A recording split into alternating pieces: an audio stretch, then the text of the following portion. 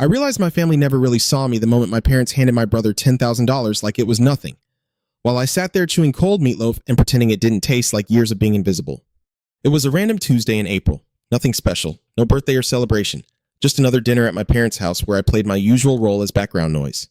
I remember the exact moment Mother slid the envelope across the table to Ryan, her face glowing with pride. While Father leaned back like he had just made the smartest decision of his life, Ryan opened it, stared at the check, and said, "Are you serious?" with this stunned grin that quickly turned into triumph, and Father nodded, saying, "You're ready, son. Time to invest in your future." I kept chewing slowly, nodding along like I was happy for him, because part of me was, but another part of me was quietly breaking in ways I had gotten used to over the years. Mother turned to me like she had just remembered I existed and asked, "Ethan, how's your apartment?" Still in that same place, and I answered, "Yeah," trying to keep my voice neutral. But then I added, "Actually, I've been thinking about buying something. Maybe a small rental property. I've saved up about—" And Father cut me off with a laugh. Not even a chuckle, but a full, dismissive laugh, saying, "Come on, Ethan. That's way over your head. You manage apartments. You don't own them. Maybe try renting something nicer first. Baby steps." Ryan smirked into his plate without saying a word, and somehow that silence said everything. I nodded, forcing a smile, replying, "You're probably right," while Mother patted my hand gently and said, "We just want what's best for you. Sweetie, no need to take unnecessary risks." And I felt that familiar sting, not from one big moment, but from a lifetime of small ones stacking up like quiet proof that I was never expected to be more. It hadn't always been like that, or maybe it had, and I just didn't see it when I was younger. I remembered being 12 years old, building a model city for a school project, wiring tiny lights into every building, spending weeks on it, and winning first place, only for Father to say, "Well, at least you're good with your hands," like it was a consolation prize instead of an achievement. 2 months later, Ryan got honorable mention in a swim meet, and suddenly there was a new laptop, a family trip, and endless praise. Somewhere along the way, I stopped being someone they expected things from and became the one who was doing fine in his own way, which I later understood was just a polite way of lowering expectations. That night, I drove back to my small third-floor apartment, the one with no elevator and rent that ate most of my paycheck, and sat on my worn-out couch staring at my laptop for 6 months. I'd been quietly studying real estate investing, not casually, but obsessively, reading books, taking courses, joining forums, learning about numbers that no one in my family believed I could understand. For 3 years, I had saved every spare dollar, skipping vacations, driving my old car with its permanent warning light, saying no to everything that didn't move me closer to something bigger. I had managed to save $22,000, and for the past 2 months, I had been watching one property, a rundown duplex on the east side, priced at $89,000. Ugly on the outside, but solid where it mattered. I knew the numbers by heart, the rent, the expenses, the potential profit, and I knew it could work. But every time I got close to making a move, I heard Father's voice in my head telling me it was too much for me. I sat there for a long time, staring at the listing, feeling that familiar hesitation creeping in, the same one that had held me back before. But this time, something was different. I wasn't 12 anymore, waiting for approval that would never come. I opened my email, typed a message to Olivia Grant, my real estate agent, and wrote, "Let's do it, full asking price." And before I could second guess myself, I hit send. The moment the email left my outbox, I felt a strange mix of fear and excitement, like I had just stepped off a ledge without knowing how far the fall would be, but for the first time. It felt like I was choosing my own direction instead of waiting for someone else to tell me where I belonged. The next few weeks were a blur of paperwork, calls, and constant anxiety, as Diane Carter, my loan officer, asked for every document imaginable, while I continued showing up to Sunday dinners pretending nothing had changed. Ryan talked about his mortgage approval like it was the biggest achievement in the world. Mother beamed with pride. Father raised his glass to smart investments, and I sat there quietly, holding on to a secret that was growing heavier by the day. Late one night, at exactly 11:47 p.m., my phone buzzed with a message from Olivia that read, "Appraisal came in at $91,000. You're clear to close. Congratulations." And I stared at that screen for several minutes, realizing that I was about to do something no one in my family believed I could do. On closing day, I walked into that office alone, signed papers until my hand cramped, and when Helen Brooks handed me the keys and said, "Congratulations, you're officially a property owner," something inside me shifted in a way I couldn't fully explain. It wasn't just about the property. It was about proving to myself that I didn't need anyone's permission to build something real. I walked out, sat in my car, and called Marcus Reed, telling him I did it. And when he said, "That's incredible," I smiled for the first time that day, because someone finally saw it for what it was. But I didn't call my family, not yet, because this was mine. And for once, I wanted something in my life that wasn't shaped by their expectations or their doubts. I drove straight from the closing office to the duplex, gripping the keys in my hand like they might disappear if I let go. And when I pulled up, I had to laugh because somehow it looked even worse than the listing photos, with weeds creeping up the sides, chipped paint, and a gutter hanging like it had given up on life years ago. But none of that mattered because for the first time, something in front of me was mine. I sat in the car for a minute, just staring, letting it sink in, then stepped out and walked up to the front door, where I knocked on the first unit and waited, trying to act like I knew what I was doing. Until a woman in her 50s opened the door with a cautious smile and said, "You must be Ethan, the new landlord." And hearing those words felt surreal, like I had stepped into a role I wasn't supposed to have yet. I nodded and said, "Yeah, I just wanted to introduce myself." And she relaxed immediately, saying, "I'm Maria, and I'm really glad you're here." The last owner never fixed anything. The sink's been leaking for months, and without even thinking, I said, "I'll take care of it this weekend," which made her smile widen like I had just promised something extraordinary, even though to me, it felt like the bare minimum. I spent the next hour walking through both units, taking notes, noticing everything from flickering lights to worn-out fixtures, building a mental list that grew longer with every step. But instead of feeling overwhelmed, I felt energized, like every problem was something I could solve. That weekend, I learned quickly that fixing things in theory and fixing them in reality were very different experiences, because what should have been a simple repair turned into hours of trial and error. 2 trips to the hardware store, and a lot of frustration. But when I finally got that sink working and Maria clapped like I had performed a miracle, I felt something I hadn't felt in years, a sense of usefulness that didn't depend on anyone else's approval. I drove home exhausted, covered in grime, with a receipt in my pocket that reminded me how much I still had to learn. But I also felt proud in a way that no job had ever made me feel. Sunday dinner that week was a celebration for Ryan, who had just closed on his house, and as usual, the entire evening revolved around him, with photos of his new place being passed around the table while Mother admired every detail and Father nodded approvingly, like everything was unfolding exactly as planned. When Ryan handed me his phone, I glanced at the pictures and said, "It looks great," and I meant it, even though it felt different knowing that his house had been supported by $10,000 from our parents, while mine had been built from years of quiet sacrifice, later, while I was in the kitchen washing dishes, which had somehow become my permanent role in the family. Father walked in, grabbed a drink, and said, "Your brother's really making something of himself," and I replied, "Yeah," keeping my voice steady. But he continued, "That's what happens when you make smart decisions. Stable job, good priorities. You could have that too if you stopped settling." And I paused, staring at the plate in my hands, feeling the urge to tell him everything right then, to say that I had already taken a step he didn't think I was capable of. But instead I just said, "I'm doing fine," because part of me wasn't ready to share something they would probably dismiss or downplay. That night, I made a decision that surprised even me, because instead of feeling satisfied with what I had done, I felt motivated to do more. And within weeks, I was back on listings, studying properties, running numbers, and talking to Olivia again. When I found the second duplex, it was in worse condition than the first, with a roof that needed replacing and one unit practically unlivable. But the price made sense, and the numbers worked if I was willing to take the risk. Olivia hesitated when I brought it up, saying, "You just bought your first property.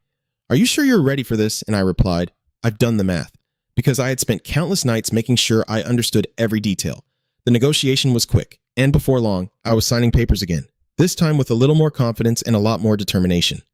The renovation process was brutal, requiring time, money, and effort I hadn't fully anticipated, but every challenge felt like another step forward, and by the time both units were rented out, I was generating income that proved this wasn't just luck, it was something I could build on. When Marcus came over to help me clear out debris and saw what I had done, he shook his head and said, "You really own 2 properties now," and I laughed, saying, "Technically, the bank owns most of them," but he replied, "Still, that's 2 more than most people." And hearing that from someone who actually understood what it took meant more than anything my family had ever said. Months passed, and my life began to shift in ways that were hard to explain, because while my family still saw me as someone drifting through life, I was quietly building something solid behind the scenes. At dinner one night, Lauren asked what I had been up to, and I said, "Just working," keeping it vague, because the truth felt too big to share in a space where it might not be taken seriously. Ryan laughed at one point, joking, "So you're still fixing toilets, just in more places now," and everyone chuckled, and I smiled along with them, even though I knew that what I was doing went far beyond what they imagined. I didn't correct them, because I had started to realize that I didn't need them to understand in order for what I was building to be real. For the first time in my life, I wasn't trying to prove anything to them in the moment. I was just focused on moving forward, one property at a time, knowing that eventually, the results would speak louder than anything I could say. By the time spring came around, I had stopped thinking of my first 2 properties as some kind of lucky break and started seeing them for what they really were. the foundation of something bigger, something I was building piece by piece without anyone noticing. And that quiet progress became addictive in a way I hadn't expected. I checked listings constantly, early in the morning, during lunch, late at night, always looking for the next opportunity. And when I found a small single-family house near a popular hiking area listed for $95,000, something about it clicked immediately, like it was the next logical step.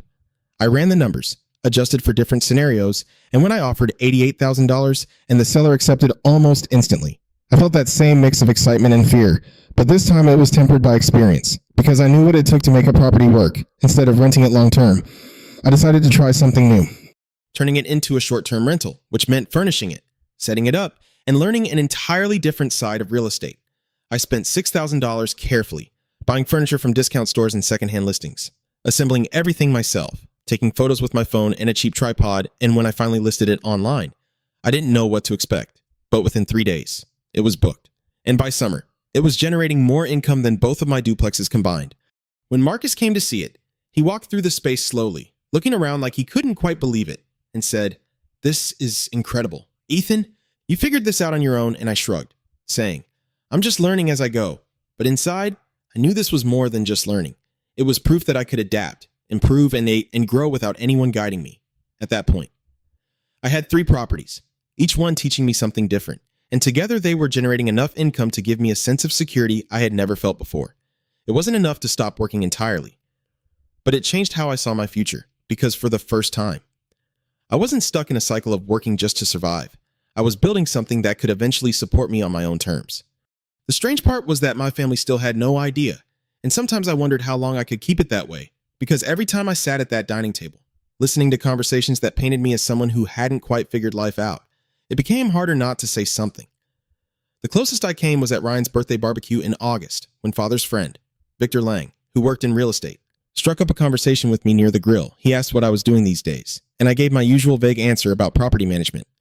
But he pressed a little further, saying, "Are you investing yourself or just managing for others?" And I hesitated for a moment before saying, "A bit of both," because it felt like the safest way to answer without revealing too much. Victor nodded, looking genuinely interested, and said, "That's smart. Real estate is one of the best ways to build wealth. I wish I had started earlier." And before I could respond, Ryan joined us, laughing and saying, "Come on. Ethan doesn't invest. He just manages apartments." And Victor corrected him calmly, saying, "There's a difference," which made Father shift uncomfortably, like he didn't know which version of me to believe. I excused myself shortly after, heading inside where Mother caught me and said, "Victor seemed impressed with you. Are you really getting into real estate?" And I replied, "I'm exploring it, keeping things vague." But she smiled in a way I hadn't seen in a long time and said, "Maybe your father was wrong about taking things slowly." And for a second, I almost told her everything, almost let her see what I had been building. But I held back, because I wasn't sure how it would change things, and part of me still wanted to protect what I had created from being misunderstood or minimized. That internal conflict grew stronger over time, especially after I bought my 4th property in September, another duplex that pushed my total portfolio value past $300,000, a number that felt unreal considering where I had started. Managing everything became my full-time focus, and when people asked what I did, I kept my answer simple, because I had learned that most people either didn't understand or didn't believe it anyway. My family, on the other hand, assumed I was exaggerating or just trying to sound more successful than I actually was, and I let them think that, because correcting them didn't feel necessary anymore. Thanksgiving was when things started to shift, even if I didn't realize it at the time. I almost didn't go, but Mother called and said, "Please come. I miss you." And something in her voice made it hard to say no. Dinner started like it always did, with Ryan and Chloe at the center of attention, especially when they announced that they were expecting a baby, which sent the whole table into celebration, with tears, laughter, and plans for the future being discussed as if everything revolved around that moment. I clapped, congratulated them, and meant it, but I also felt like I was watching from the outside, as usual. When the conversation turned to me, Lauren asked, "What about you?" Ethan's still doing property management, and I said, "Real estate investing now," which earned a confused look from Father, who asked, "Investing? With what money?" And I could feel that familiar tension building, the same disbelief I had heard before. Ryan laughed lightly, saying, "You'd need at least $30,000 to get started." And Father added, "You should be realistic. That's not something beginners should jump into." And I took a slow breath, resisting the urge to argue, because I knew that no explanation would change their minds in that moment. Instead, I said, "I appreciate the advice," and let the conversation move on, even though I caught the look Father and Ryan exchanged, the one that said they would talk to me later, try to steer me back toward what they believed was a safer path. Later that night, while I was once again standing at the sink washing dishes, Ryan joined me and said quietly, "Hey, I wasn't trying to put you down earlier." And I shrugged, saying, "I know." But he continued, "It's just, owning a house isn't as easy as it looks. I'm barely keeping up with everything." And that caught me off guard, because it was the first time I had heard him admit that things weren't perfect. For a moment, I considered telling him everything, showing him that I had already figured out what he was struggling with. But instead I just said, "Yeah, it's a lot." Because I realized that this wasn't about proving I was better. It was about building something that was mine. Still, as I drove home that night, I couldn't shake the feeling that the gap between what my family thought I was and what I had actually become was growing too wide to ignore. And sooner or later, something would have to give. That breaking point came in a way I never planned, not through some dramatic confession or a moment of courage, but through something completely outside my control. Because in early January, I woke up at 8 a.m. to an email from Natalie Chen, the reporter I had met weeks earlier, with a simple message that read, "Your feature is live." And as I opened the link, my heart started pounding, because there it was, my name, my story, everything I had built laid out in a way that made it impossible to hide anymore. The headline talked about how a 28-year-old investor had built a real estate portfolio in under 2 years without family help. And as I read through the article, seeing the numbers written out clearly, the properties, the value, the monthly income, it felt surreal, like I was reading about someone else. Even though every word was true, I took a screenshot and sent it to Marcus, who immediately replied, "Your family is going to lose their minds." And I knew he was right, because there was no way this stayed quiet any longer. The call came at 11:23 a.m., and the moment I saw Mother's name on my phone, I knew everything had changed. I answered, and her voice was shaky as she said, "Ethan, someone sent me an article about you. It says you own multiple properties. Is that true?" And for a second, I considered downplaying it, softening the reality the way I always had, but instead I said, "Yes," and let the silence stretch between us until she whispered, When did this happen? Why didn't you tell us?" And I replied honestly, "I tried to talk about it before, but you didn't take it seriously, so I just kept going." And I could hear her breathing on the other end, heavy and uneven, before she said, "I need to call your father," and hung up. Within minutes, the family group chat exploded, with messages from everyone coming in faster than I could read them. Father demanding I call him, Ryan asking if the article was real, Lauren sending multiple shocked reactions, and Mother repeating the same question, "Why didn't you tell us?" And I stared at the screen, watching them try to process something that didn't fit the version of me they had held onto for years. Finally, I typed, "It's all real. I built it myself. No help, just work." And after that, the chat went quiet in a way that felt heavier than all the noise before it. A few minutes later, Father sent a message that said, "We need to talk. Sunday dinner. Be there." And I read it over several times, feeling that old instinct to avoid confrontation, but also realizing that this was the moment I had spent years unknowingly preparing for. I typed, "I'll be there," and set my phone down, knowing that whatever happened next, there was no going back to being invisible. Sunday came faster than I expected, and when I pulled into the driveway at 4:55 p.m., everything looked the same on the outside, but it felt completely different, like I was stepping into a place that no longer held the same power over me. Mother opened the door before I could knock, her eyes red from crying, and she pulled me into a tight hug, saying, "I'm so sorry," over and over again. And for a moment, I didn't know how to respond, because this was something I had never heard from her before. When she finally pulled back, Father stood behind her, looking older somehow, his expression serious as he said, "Come in, son." And I followed them inside, where everyone was already seated at the table, waiting. I took my usual seat, but this time, the silence felt different, not dismissive, but expectant, as Father cleared his throat and said, "We read the article," and I nodded, replying, "Yeah," while Ryan leaned forward, asking, "Is it really true?"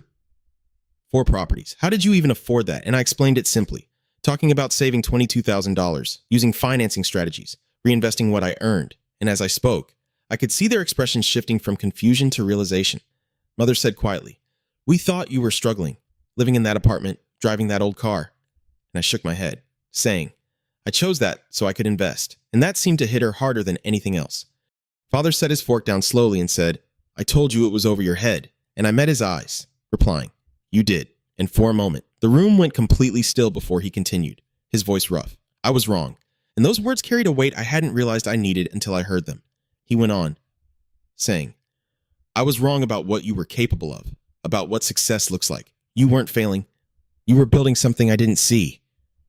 And Mother nodded through tears, adding, "We didn't see you. Not really." And for the first time, it felt like they understood something they had missed for years. Ryan shifted in his seat, looking uncomfortable as he said, I owe you an apology too. I took that money knowing you didn't get anything. I told myself I deserved it, but I didn't question it, and I nodded, saying, I appreciate that, because I could tell he meant it, even if it didn't erase the past.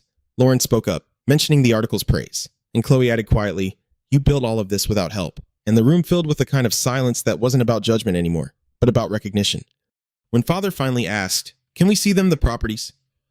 I looked around the table, at the people who had doubted me, dismissed me, but were now sitting there trying to understand.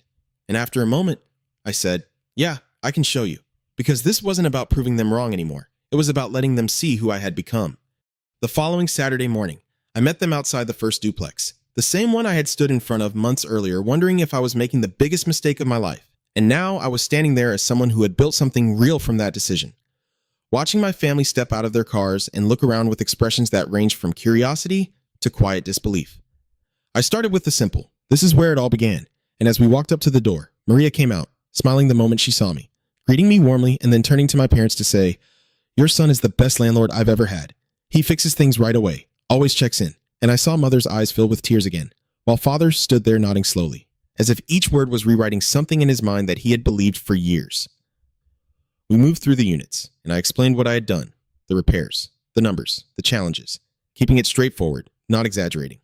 Because the reality spoke for itself, and by the time we left, there was a quiet respect in the way they looked at me that hadn't been there before. At the second property, the one that had nearly fallen apart before I bought it, I showed them the new roof, the renovated unit, and introduced them to Frank, who was outside tending to a small garden and waved as we approached, saying, Ethan's a good man, took care of everything the last owner ignored. And Father actually smiled at that, a small but genuine expression that felt more meaningful than anything he had said before. Lauren walked around slowly, taking everything in, asking questions about how I managed everything, while Ryan stayed mostly quiet, observing, occasionally nodding like he was trying to understand how I had figured out something he was still struggling with. When we reached the third property, the short-term rental, the reaction was different because it looked nothing like what they expected. Fully furnished, clean, thoughtfully arranged, and Lauren said, this is beautiful, while Chloe added, I'd stay here, and I explained how it worked, how it brought in more income than the others, how I had learned to adapt and try something new, and for the first time. I saw something close to admiration in Ryan's expression, even if he didn't say it out loud. We drove past the fourth property without going in, since the tenants were home, but I pointed it out and explained the basics, and by then. The silence in the car wasn't awkward, it was reflective, like they were all trying to piece together a version of me that didn't match who they thought I was. We ended the tour at a small coffee shop, sitting outside with warm drinks as the afternoon light softened everything around us, and Father leaned back, looking at me for a long moment before saying, you built all of this, without us, and I nodded, replying, yeah, not with pride or bitterness, just with honesty, and he exhaled slowly, saying, I don't know what to say except, I'm proud of you. And hearing that felt different now, not like something I had been waiting for my whole life, but like something I could accept without needing it. Ryan broke the silence after a while, asking, are you still angry at us? And I thought about it carefully before answering. Because the truth wasn't simple. I said, for a long time. And he nodded, waiting. So I continued, but not anymore. And he asked, why? And I looked at my coffee for a second before saying, because being angry was holding me back, and I realized I didn't need your approval to move forward. I just needed to do the work, and that seemed to land in a way that didn't need further explanation. Mother reached across the table, taking my hand gently and saying, can we do better? Can we start over? And I met her eyes, seeing both regret and hope there. And I said, maybe, but it has to be different. I'm not coming back as the person you thought I was. And Father nodded immediately, saying, that's fair, while Lauren added softly, we just didn't see it before. And I replied, I know, because at that point, understanding mattered more than blame. We sat there for a while longer, talking about things we hadn't talked about in years. Not perfectly, not without some awkward moments. But honestly, and for the first time, it felt like I wasn't being compared or dismissed. I was just being heard. 3 months later, I closed on my fifth property, another duplex, this one in better condition, with numbers that made sense from the start. And when I posted about it online, sharing my journey publicly for the first time, I hesitated before hitting post because it felt like stepping into a different kind of visibility, one where I wasn't hiding anymore. The response was overwhelming. Messages from people saying it inspired them, asking how I started, telling me they thought they couldn't do something like this until they saw someone else do it without advantages. And among all those messages was one from Mother that read, so proud of you, sweetheart, always have been, even when I didn't show it right. Love you. And I stared at that comment for a moment before liking it, because even though the past couldn't be changed, the present felt different. That evening, I drove to my first property and sat on the front steps, watching the sun go down over something that had once felt impossible. And my phone buzzed with a call from Father, who said, "Your mother and I want to take you out to dinner. Celebrate properly. Your choice." And a year ago, I might have wondered what that meant or whether there was a condition attached, but now I simply said, "That sounds good," because I wasn't looking for validation anymore. I was just allowing space for something new. If there's one thing I learned through all of this, it's that being overlooked doesn't mean you're incapable. It just means you're building something people can't see yet. And sometimes the greatest advantage isn't support. It's the freedom to prove to yourself what you're capable of without anyone shaping your limits. If this story meant something to you, take a moment to like, share, and subscribe. And let me know in the comments if you've ever felt underestimated, because you never know how close you are to proving everyone wrong.